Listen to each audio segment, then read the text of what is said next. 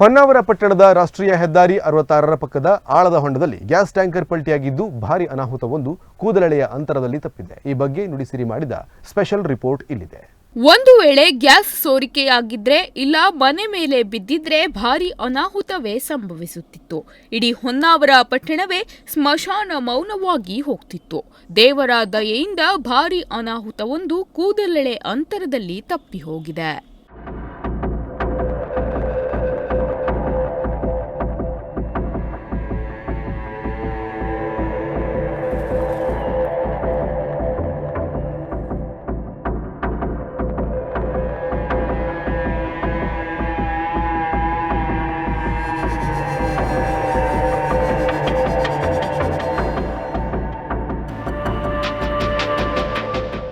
ಒಂದು ಹೈವೇ ಕೆಳಗಡೆ ಇರುವಂತಹ ಒಂದು ಜೋಗಮಾಟಿ ಅನ್ನುವಂತಹ ಒಂದು ಪ್ರದೇಶದಲ್ಲಿ ಏರಿಯಾದಲ್ಲಿ ಇದ್ದೀವಿ.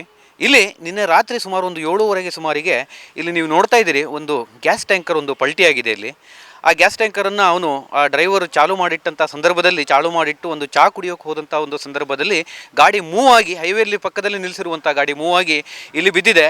ಇಲ್ಲಿ ಒಂದು ಮನೆ ಇದೆ, ಒಂದು ಸ್ವಲ್ಪದರಲ್ಲಿ ಅನಾಹುತ ಒಂದು ತಪ್ಪಿದೆ ಅಂತ ಹೇಳ್ಬೋದು. ಆ ಮನೆ ಸುಮಾರಷ್ಟು ಒಂದು ಮನೆಯ ಸೈಡಲ್ಲಿರುವಂತಹ ಸುಮಾರಷ್ಟು ಹಾನಿಯಾಗಿದೆ, ಜಖಮಾಗಿದೆ ಮನೆ. ಆ ಮನೆಯವರೆಲ್ಲ ನಿನ್ನೆ ರಾತ್ರಿಯಿಂದ ಹೊರಗಡೆ ಇದ್ದು ಮತ್ತು ಅವರಿಗೆ ಅನ್ನ ನೀರು ಇಲ್ಲದೆ ಹೊರಗಡೆ ಕಳಿಬೇಕಾದಂಥ ಒಂದು ಪರಿಸ್ಥಿತಿ. ಆದರೆ ಇಲ್ಲಿ ಜನ ಭಾಳಷ್ಟು ಆಕ್ರೋಶಗೊಂಡಿದ್ದಾರೆ. ಕಾರಣ ಏನು ಅಂದರೆ ಮನೆ ಹಾಳಾಗಿದ್ದು ಒಂದೇ ಅಲ್ಲ, ಇಲ್ಲಿ ನಿನ್ನೆ ರಾತ್ರಿ 7:30 ಈ ಒಂದು ಅನಾಹುತ ಸಂಭವಿಸಿದೆ. ಟ್ಯಾಂಕರ್ ಬಿದ್ದು ಪ್ರಾಣಾಪಾಯ ಆಗಿಲ್ಲ ಅನ್ನೋದನ್ನು ಬಿಟ್ಟರೆ ಮುಂದೆ ಏನಾಗಬಹುದು ಅನ್ನುವಂಥ ಒಂದು ಭಯದಲ್ಲಿ, ಆತಂಕದಲ್ಲಿ ಜನ ಇದ್ದಾರೆ. ಇಷ್ಟೊತ್ತಾದರೂ ಸಹಿತ ಯಾವುದೇ ರೀತಿಯಾದಂಥ ಅಧಿಕಾರಿಗಳು, ಸಂಬಂಧಪಟ್ಟಂಥ ಅಧಿಕಾರಿಗಳು ಇಲ್ಲಿ ಬಂದಿಲ್ಲ, ಗಮನ ಹರಿಸಿಲ್ಲ, ಮತ್ತು ಇದಕ್ಕೆ ತಕ್ಕನಾಗಿ ಯಾವುದೇ ರೀತಿಯಾದಂಥ ಒಂದು ಕ್ರಮ ಕೈಗೊಳ್ಳುವಂತಹ ಒಂದು ಕಾರ್ಯವನ್ನು ಮಾಡಿಲ್ಲ ಅಂತ ಒಂದು ಜನ ಇಲ್ಲಿ ದೂರ್ತಾ ಇದ್ದಾರೆ. ಹೌದು, ಹೊನ್ನಾವರ ಪಟ್ಟಣದ ಕಾಮತ್ ಎಕ್ಸಿಕ್ಯೂಟಿವ್ ಪಕ್ಕದ ರಾಷ್ಟ್ರೀಯ ಹೆದ್ದಾರಿ ಸಮೀಪದ ಹೊಂಡದಲ್ಲಿ ಟ್ಯಾಂಕರ್ ಒಂದು ಹೊಂಡಕ್ಕೆ ಉರುಳಿ ಬಿದ್ದಿದೆ. ಶನಿವಾರ ರಾತ್ರಿ ಚಾಲಕ ಟ್ಯಾಂಕರ್ ನಿಲ್ಲಿಸಿ ಊಟಕ್ಕೆಂದು ತೆರಳಿದ್ದ. ಈ ವೇಳೆ ಟ್ಯಾಂಕರ್ ಉರುಳಿ ಹೊಂಡಕ್ಕೆ ಬಿದ್ದಿದೆ. ಪರಿಣಾಮ ಸಂಚಾರ ವ್ಯವಸ್ಥೆ ಅಸ್ತವ್ಯಸ್ತಗೊಂಡಿತ್ತು.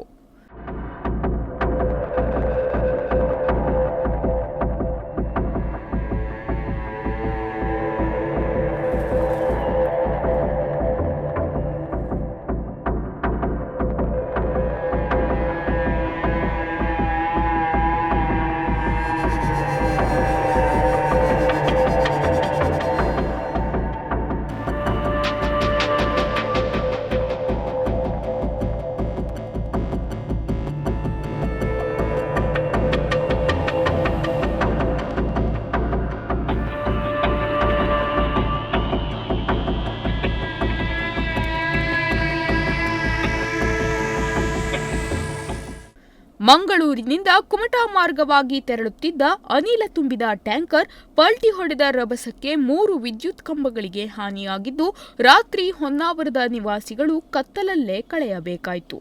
ಇನ್ನು ಟ್ಯಾಂಕರ್ ಏನಾದ್ರೂ ಮತ್ತೊಂದು ಪಲ್ಟಿ ಹೊಡೆದಿದ್ರೆ ಕುಂಜಪ್ಪ ಆಚಾರಿ ಎನ್ನುವವರ ಮನೆ ಅಪ್ಪಚ್ಚಿಯಾಗ್ತಿತ್ತು, ಪ್ರಾಣಾಪಾಯ ಸಂಭವಿಸುತ್ತಿತ್ತು. ವರದಿ ಮಾಡಲು ತೆರಳಿದ್ದ ನುಡಿಸಿರಿಗೆ ಪ್ರತಿಕ್ರಿಯಿಸಿದ ಸ್ಥಳೀಯರು ಆಕ್ರೋಶ ವ್ಯಕ್ತಪಡಿಸಿದರು. ಟ್ಯಾಂಕರ್ ಶನಿವಾರ ರಾತ್ರಿ ಬಿದ್ದರೂ ಭಾನುವಾರವಾದ್ರೂ ಸಂಬಂಧಪಟ್ಟ ಅಧಿಕಾರಿಗಳಾಗಲಿ ಜನಪ್ರತಿನಿಧಿಗಳಾಗಲಿ ಸ್ಥಳಕ್ಕೆ ಭೇಟಿ ನೀಡಿರಲಿಲ್ಲ ಎಂದು ಆಕ್ರೋಶ ಹೊರಹಾಕಿದ್ರು. ಇಲ್ಲಿ ವಾಸ ಮಾಡ್ತಿದ್ದೀವಿ, ಮನೆಯಲ್ಲಿ ನಮ್ಮದೇ ಮನೆ. ಅದು ಎಲ್ಲರೂ ಇದ್ದಾರೆ, ನಮ್ಮ ಫ್ಯಾಮಿಲಿ ಫುಲ್ ಇದ್ದಾರೆ. ಆದರೆ ನಿನ್ನೆ ಸಂಜೆ 7 ಗಂಟೆಗೆ ಗ್ಯಾಸ್ ಲಾರಿ ಬಿದ್ದು ಮನೆ ಒಳಗೆಲ್ಲ ಹೋಗದೆ ಫುಲ್ ಡ್ಯಾಮೇಜ್ ಆಗೋದು ಫುಲ್ಲು. ನಾವು ತಕ್ಷಣ ಹೊರಗೆ ಬಂದರು. ಮತ್ತು ಇಲ್ಲಿ ಯಾರು ನಮಗೆ ಎನ್ಕ್ವೈರಿ ಮಾಡಲಿಕ್ಕೆ ಒಬ್ಬರು ಬರಲಿಲ್ಲ. ನಮ್ಮನೆ ಏನಾಯಿತು, ಎಂತಾಯಿತು, ಊಟ ಮಾಡಿದ್ರು ಏನು ಕೇಳಲಿಕ್ಕೆ ಒಬ್ಬರು ಬರಲಿಲ್ಲ. ಕರೆಂಟ್ ಇಲ್ಲ, ರಾತ್ರಿ ಕರೆಂಟ್ ಇಲ್ಲ, ನಾವು ಎಲ್ಲಿ ಹೋಗಿ ಗೊತ್ತಾಗೋದಿಲ್ಲ, ಆ ಥರ ಪರಿಸ್ಥಿತಿ ಆಗಿದೆ. ಒಬ್ಬರು ಮಿನಿಸ್ಟರ್ ಯಾರು ಬರಲಿಲ್ಲ ಇಲ್ಲಿ ಕೇಳಲಿಕ್ಕೆ. ನಾವಿಬ್ಬರು ಈ ಪಾಸ್ ಆಗಿದ್ರು 7:30 ಒಳಗೆ. ಆದರೆ ಇಲ್ಲಿ ಯಾರು ಅಧಿಕಾರಿಗಳು ಬರಲಿಲ್ಲ, ಎಲ್ಲರೂ ಟೋಟಲಿ ಅನ್ಫಿಟ್ ಅಧಿಕಾರಿಗಳಿದ್ದಾರೆ. ಯಾರು ಏನೂ ಪರಿಹಾರ ಮಾಡಿಕೊಡ್ಲಿಲ್ಲ. ಒಂದು ಊಟನೂ ಮನುಷ್ಯತ್ವ ಬಿಟ್ಟಾಕಿ ಪರಿಹಾರ ಯಾರು ಕೇಳ್ತಿಲ್ಲ. ಇಲ್ಲಿ ಪರಿಹಾರ ಮಾಡ್ಕೊಳ್ಳಿಕ್ಕೆ ನಾವು ಯಾರ ಹತ್ರ ಕೇಳಿಲ್ಲ. ಅಟ್ಲೀಸ್ಟ್ ಒಂದು ಉಳಿಲಿಕ್ಕೆ ವ್ಯವಸ್ಥೆ ಎಲ್ಲರೂ ಊಟ ಮಾಡಿದಿರಾ ಇಲ್ಲ ಮಾಡಿಸ್ಬೇಕಾ, ಇದೊಂದು ವ್ಯವಸ್ಥೆ ಕೂಡ ಇಲ್ಲಿ ಸರಿಯಾಗಲಿ. ಈಗ ಮಾತ್ರ MLA ಎಲ್ಲ ಸಾರ್ವಜನಿಕರ ಮುಂದೆ MLA ಅವರಿಗೆ ಲೌಡ್ ಸ್ಪೀಕರ್ ಇಟ್ಟು ಮಾತಾಡಿದ್ದೇವೆ. MLA ಅವರು ನಾವು ಮಾಡಬೇಕಾ, ನಿನ್ನೆಯಿಂದ MLA ಅವರಿಗೆ ಗಮನಕ್ಕೆ ಬಂದರೂ ಕೂಡ MLA ಅವರು ಸ್ಪಾಟ್ ವಿಸಿಟ್ ಮಾಡದೆ ಎಲೆಕ್ಷನ್ನಲ್ಲಿ ಬ್ಯುಸಿ ಇದ್ದಾರೆ ಅವರು. ಈ ಎಲೆಕ್ಷನ್ ಇರ್ಬೋದು ಸರ್, ಜನರ ಜೀವಕ್ಕಿಂತ ಇವರಿಗೆ ಎಲೆಕ್ಷನ್ ಮುಖ್ಯನಾ? ನಾವು ಸರ್ಕಾರ ಆರಿಸಿ ತಂದಿದ್ದೇವೆ, BJP ಸರ್ಕಾರ, ಮಾನ್ಯ ದಿನಕರ್ ಶೆಟ್ಟಿ ಅವರಿಗೆ. ಅವರು ಬೇಜವಾಬ್ದಾರಿ ಉತ್ತರ ಕೊಟ್ಟಿದ್ದಾರೆ. 1 ತಾಸು ಬಿಟ್ಟು ಬರ್ತೆ ಅಂತ ಹೇಳಿದ್ರು. ಇಲ್ಲ 500ರಿಂದ 1000 ಪಾಪ್ಯುಲೇಷನ್ ಇದೆ, ಸಿಟಿ ಮಧ್ಯೆ ಬಿದ್ದಿದೆ. ಇದ್ರ ಜೀವ ಹೋದರೆ ಯಾರು ಜವಾಬ್ದಾರಿ? ಈ ನಿನ್ನೆ ಆಗದಂಥ ಇಷ್ಟೊತ್ತಾದರೂ ಒಂದು 24 ಗಂಟೆ ಆಯಿತು ಅಂತ ಯಾವುದೋ ಒಂದು ಅಧಿಕಾರಿಗಳು ಸರಿ ಇಷ್ಟೆಲ್ಲ ರೆಸ್ಪಾನ್ಸ್ ಮಾಡಿದ್ರೆ ಒಂದು ಗಾಡಿ ಎದ್ದೇನೆ ಮನೆಯವ್ರಿಗೆ ಕೂಡ ಹೊರಗಡೆ ಇರುವಂಥ ಪರಿಸ್ಥಿತಿ ಇದೆ. ಇದಕ್ಕೆ ಒಂದು ಹೈವೇರು ಕೂಡ ನೋಡಬೇಕಾಗಿತ್ತು. ಇಲ್ಲಿ ಗಿಡ ಕಟ್ಟಿಂಗ್ ಆಗಲಿ ಅಥವಾ ಸೈಡಿಗೆ ಹೊಂಡ ಇದ್ದಲ್ಲಿ ಅದಕ್ಕೆ ಏನೇನು ವ್ಯವಸ್ಥೆಗಳಾಗಬೇಕು ಹೈವೇರು ಕೂಡ ಮಾಡಬೇಕಿತ್ತು, ಮಾಡಲಿಲ್ಲ. ಅದಲ್ಲದೆ ಸಹ ಒಂದಿಷ್ಟು ಈಗ ರಸ್ತೆ ಬದಿಯಲ್ಲಿ ಅಂಗಡಿಗಳು ಹೆಚ್ಚಾಗ್ತಿರೋದು ಪರ್ಮಿಷನ್ ಕೊಟ್ಟರಿಂದ ಈಗ ಗಾಡಿಗಳು ಎಲ್ಲ ಕಡೆ ನಿಲ್ಲುವಂಥ ಸ್ಥಿತಿ ಆಗಿದೆ. ಈಗ ಎಲ್ಲಂದ್ರಲ್ಲಿ ನಿಲ್ತಾ ಇದೆ. ಹೌದಾ ನೋಡಿ, ಇಲ್ಲಿಗೆ ಹೊಂಡ ಇರೋದನ್ನು ಗೊತ್ತಾಗೋದಿಲ್ಲ, ಆ ಥರ ಪಾರ್ಕ್ ಮಾಡುವಂಥದ್ದು ಇದೆ. ಇದೇ ರೀತಿ ಆಗ್ತಾ ಇದ್ದರೆ ಈಗ ದಿನಕರ್ ಶೆಟ್ಟರಿಗೂ ಕರೆ ಮಾಡಿದ್ದಾರೆ ಅಂತ ಹೇಳಿದ್ದಾರೆ. ಇನ್ನೂ ಕೂಡ ಅವರು ನಾನು ಹೊರಗಡೆ ಇದ್ದೆ ಇಂಥ ಬೇಜವಾಬ್ದಾರಿ ಹೇಳಿಕೆಯನ್ನು ಕೊಡ್ತಾ ಇದ್ದಾರೆ.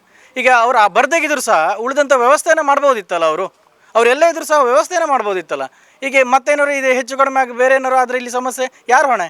ಸಾವಿರಾರು ಕುಟುಂಬಗಳಿದಾವಲ್ಲ ಇಲ್ಲಿ ಸರ್ಕಾರಲ್ಲಿ. ಈಗ ನೋಡಿ, ಆದಷ್ಟು ಬೇಗ ಇದನ್ನು ತೆಗಿಬೇಕು ಅಂತ ಹೇಳಿದ್ರೆ ಇದಕ್ಕೆ ಏನೇನು ವ್ಯವಸ್ಥೆಗಳಾಗಬೇಕು, ಮನೆಯವರಿಗೆ ಅದೇನು ಸಮಸ್ಯೆ ಇದೆಯೋ ಅದನ್ನು ಸರಿ ಮಾಡಿಕೊಡುವಂಥ ವ್ಯವಸ್ಥೆ ಆಗಬೇಕು. ಇನ್ನು ಸ್ಥಳಕ್ಕೆ ಅಗ್ನಿಶಾಮಕ ದಳದ ಸಿಬ್ಬಂದಿಗಳು ಆಗಮಿಸಿ ಪರಿಶೀಲನೆ ನಡೆಸಿದ್ದು ಯಾವುದೇ ಆತಂಕವಿಲ್ಲವೆಂದು ತಿಳಿಸಿದ್ರು ನಿಜ. ಆದರೆ ರಾತ್ರಿ ಬೆಳಗಾಗುವುದರೊಳಗೆ ಅನಿಲ ಸೋರಿಕೆಯಾದರೆ ಯಾರು ಹೊಣೆ ಅನ್ನೋದು ಸಾರ್ವಜನಿಕರ ಪ್ರಶ್ನೆಯಾಗಿದೆ. ಕ್ಯಾಮರಾಮ್ಯಾನ್ ವಿಶ್ವ ಜೊತೆಗೆ ಮನು ವೈದ್ಯ, ನುಡಿಸಿರಿ ನ್ಯೂಸ್, ಹೊನ್ನಾವರ.